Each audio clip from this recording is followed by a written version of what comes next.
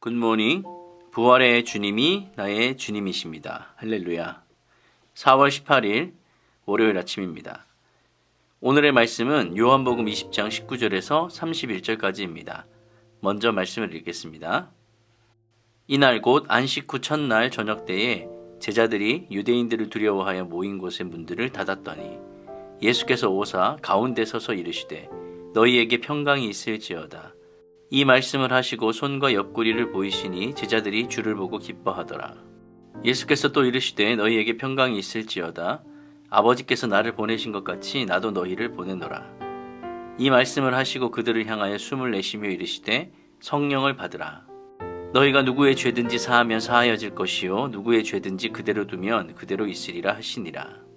12 제자 중에 하나로서 디두모라 불리는 도마는 예수께서 오셨을 때에 함께 있지 아니한지라. 다른 제자들이 그에게 이르되 우리가 주를 보았노라 하니 도마가 이르되 내가 그의 손에 못자국을 보며 내 손가락을 그 못자국에 넣으며 내 손을 그 옆구리에 넣어보지 않고는 믿지 아니하겠노라 하니라. 여드레를 지나서 제자들이 다시 집안에 있을 때에 도마도 함께 있고 문들이 닫혔는데 예수께서 오사 가운데 서서 이르시되 너희에게 평강이 있을지어다 하시고 도마에게 이르시되 내 손가락을 이리 내밀어 내 손을 보고 내 손을 내밀어 내 옆구리에 넣어보라. 그리하여 믿음 없는 자가 되지 말고 믿는 자가 되라. 도마가 대답하여 이르되 나의 주님이시요 나의 하나님이시니이다. 예수께서 이르시되 너는 나를 본고로 믿느냐? 보지 못하고 믿는 자들은 복되도다 하시니라. 예수께서 제자들 앞에서 이 책에 기록되지 아니한 다른 표적도 많이 행하셨으나 오직 이것을 기록함은 너희로 예수께서 하나님의 아들 그리스도이심을 믿게 하려 함이요 또 너희로 믿고 그 이름을 힘입어 생명을 얻게 하려 함이니라. 아멘. 마리아가 예수님의 부활을 전했지만 제자들은 믿지 못하고 두려워하여 문을 닫고 모였습니다. 당시 예수님께서 받으셨던 이 십자가형은 황제에게 반역한 죄로 처형당한 것이기 때문에 제자들도 예수님과 엮이는 것을 조심스러워했고 또 그 일을 주도했던 종교 지도자들을 두려워하여서 문을 걸고 잠그고 있었던 것입니다. 부활하신 예수님은 닫힌 문에 제한을 받지 않으시고 제자들을 찾아가십니다. 부활하신 예수님께서 제자들을 찾아가신 이유가 또 그 목적이 무엇일까요? 그것은 바로 사랑하는 제자들을 격려하여 하나님 나라의 일꾼으로 세우기 위함입니다. 그들을 찾아가 예수님은 또 무언가를 나누어 주십니다. 오늘 말씀을 보니 예수님께서 그들에게 평강을 나누어 주십니다. 여인들이 예수님의 빈 무덤을 발견했던 당일 저녁입니다. 제자들이 집안에 있을 때에 예수님께서 찾아오셨고 놀란 그들에게 샬롬을 말씀하십니다. 19절입니다. 이날 곧 안식 후 첫날 저녁 때에 제자들이 유대인들을 두려워하여 모인 곳의 문들을 닫았더니 예수께서 오사 가운데 서서 이르시되 너희에게 평강이 있을지어다. 제자들이 무서워하다가 예수님께서 자신의 손과 옆구리를 보여주자 비로소 예수님을 알아보고 기뻐했습니다. 그 후 예수님께서 제자들에게 샬롬을 말씀하십니다. 21절입니다. 예수께서 또 이르시되 너희에게 평강이 있을지어다. 아버지께서 나를 보내신 것 같이 나도 너희를 보내노라. 제자들이 이렇게 두려워서 문을 닫고 있는 이런 이야기는 요한복음에만 언급이 되어 있습니다. 그런 제자들 앞에 문이 잠겨 있는 상태에서 예수님께서 나타나신 것이죠. 문이 잠겨 있는데 어떤 모습으로 들어오셨는지는 본문을 통해서는 알 길이 없습니다. 단지 그 현장에 존재하지 않았던 예수님께서 갑자기 제자들에게 나타나셔서 가운데 서 있다라고만 밝혀주고 있습니다. 이것은 부활 이후에 예수님의 몸이 죽음 이전의 육체와는 완전히 달라졌음을 보여주는 그런 일입니다. 예수님의 빈 무덤을 설명할 때 세마포와 얼굴을 쌌던 수건이 그대로 있는데 몸만 사라졌던 것을 묘사했던 7절을 통해서도 이를 알 수 있습니다. 두려움으로 마음의 문까지 걸어 잠근 제자들에게 예수님께서 나타나시고 평강을 선포하심으로 제자들은 이제 기쁨과 평안으로 충만했을 것입니다. 이렇게 두려움에 빠져있는 제자들을 찾아가 주님이 평강을 선포하셨습니다. 손과 옆구리를 보이시면서 한 번 더 평강을 선포하셨습니다. 풍랑에 떨고 있던 제자들에게 다가가서 평강을 주셨던 예수님께서 이제 부활을 확인시켜 주시면서 평강을 주십니다.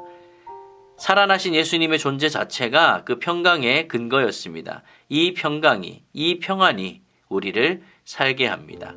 이것은 세상이 줄 수도 알 수도 없는 평안입니다. 할렐루야. 또한 예수님께서 제자들에게 성령을 주십니다. 예수님에게 십자가는 죄 문제를 해결하고 어둠의 세상 임금을 심판하여 승리하는 과정이기 때문에 모든 사람이 영생을 얻게 하는 그런 길이었습니다. 예수님은 이러한 구원 과정이 제자들에게 적용되어서 그들이 하나님이신 예수님과 함께하는, 그렇게 서로 안에 거한다라고 하는 그 상호 거함의 관계를 얻고 세상에 속하지 않은 제자의 삶을 본격적으로 살게 될 것이다 라고 말씀을 하셨습니다. 이 과정에서 성령을 받으라고 하십니다. 하나님께서 예수님을 세상에 파송했듯이 예수님께서 제자들을 세상에 보내십니다. 증인의 사역을 감당하라는 말씀이지요. 이 증인의 삶을 살기 위해서는 성령이 반드시 필요합니다. 제자들이 나아가 예수님을 믿는 이들에게 죄사함을 선포하면 그대로 될 것이고, 또 증언을 거절하는 자에게 죄 있음을 선포하면 그들의 죄는 그대로 남아있게 될 것입니다. 성령께서 함께 하실 때 이러한 사역이 일어나게 되는 겁니다. 예수님께서 제자들에게 선교의 사명을 주십니다. 제자들이 누구의 죄든지 사하면 사하여진다라고 말씀하셨습니다. 죄사함은 제자들이 마음대로 할 수 있는 것이 아니죠. 그것은 오로지 성령의 역사로만 가능합니다. 그래서 성령을 제자들에게 주셨습니다. 성령의 역사를 선포해야 할 제자들에게 예수님께서 그렇게 성령을 주십니다. 세 번째로는 예수님께서 제자들에게 믿음을 주십니다. 부활한 예수님께서 제자들을 만났을 때 도마가 그 자리에 없었습니다. 그는 제자들의 증언을 믿지 못했고 자기 자신이 직접 확인하지 않으면 못 믿겠다라고 말씀을 합니다. 24절, 25절입니다. 12제자 중에 하나로서 디두모라 불리는 도마는 예수께서 오셨을 때 함께 있지 아니한지라. 다른 제자들이 그에게 이르되 우리가 주를 보았노라 하니 도마가 이르되 내가 그의 손에 못자국을 보며 내 손가락을 그 못자국에 넣으며 내 손을 그 옆구리에 넣어보지 않고는 믿지 아니하겠노라 하니라. 아멘. 그 일이 있은 후에 8일 후에 도마가 제자들과 함께 집안에 있을 때 예수님께서 또다시 지난번처럼 문이 닫혀 있는데도 불구하고 제자들에게 나타나셨습니다.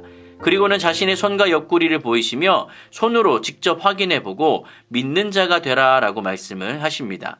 이에 도마가 나의 주, 나의 하나님이라고 고백했고 예수님은 보지 않고 믿는 자가 더 복되다라고 말씀을 하셨습니다. 우리가 이 부분을 통해서 알 수 있는 것은 예수님의 사랑과 배려입니다. 예수님께서는 일부러 제자들에게 다시 나타나셨습니다. 왜요? 바로 도마의 의심을 풀어주기 위함이었습니다. 도마를 뺀 나머지 모든 제자들은 이미 예수님을 만났습니다. 그런데 오늘 오신 것은 도마 한 사람을 위해서 나타나신 것입니다. 또한 예수님을 향한 도마의 신앙 고백을 우리가 좀 눈여겨볼 수 있습니다. 예수님의 사역 초기에 예수님의 정체를 의심했던 나다나엘에게 예수님께서 능력을 보여주셨고 그는 하나님의 아들이자 이스라엘의 왕이다 라고 그렇게 고백을 했었습니다.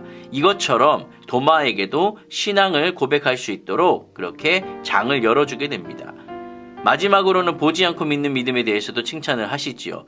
보는 것이 믿는 것이다 라는 일반적인 상식을 넘어서 참된 믿음은 보이는 것에만 의존하지 않는다라는 것을 알려주셨습니다.